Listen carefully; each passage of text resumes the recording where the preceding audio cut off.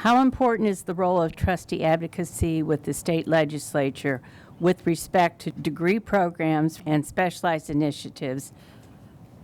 Well, I think the way that trustees work with the state legislature varies just by what how your community operates.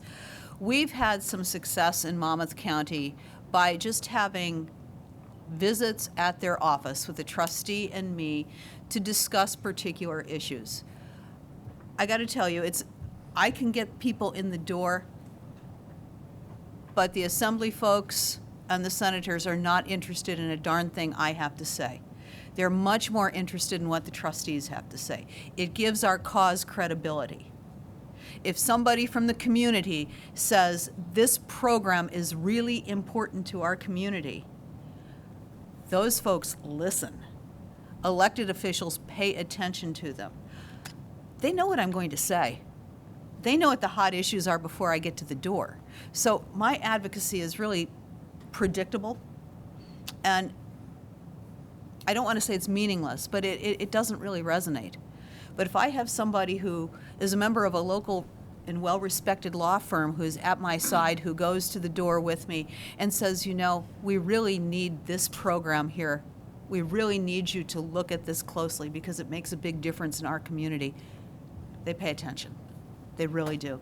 So don't ever, ever discount the value of your voice as advocate.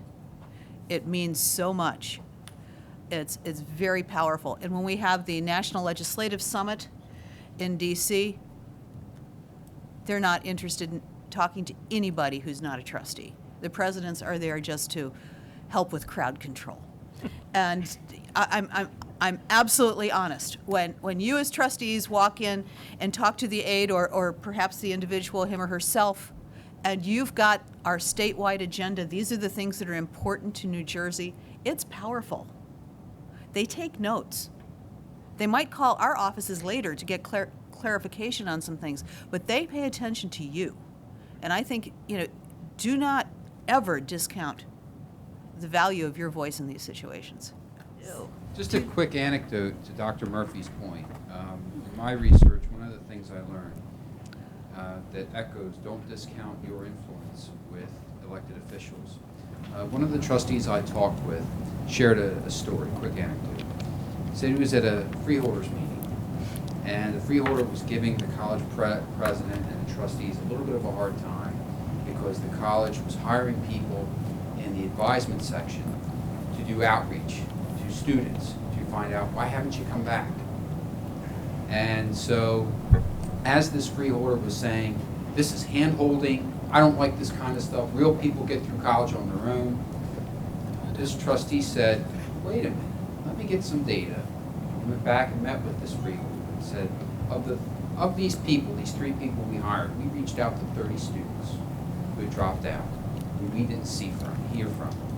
And of the 30, we found out 18 of them realized they were only a few credits away from getting a degree, so they re-enrolled, and they got their degrees. The other 12 had already transferred to a 4-year school without getting an associate degree. So through reverse articulation agreements, we were able to award 12 associate degrees.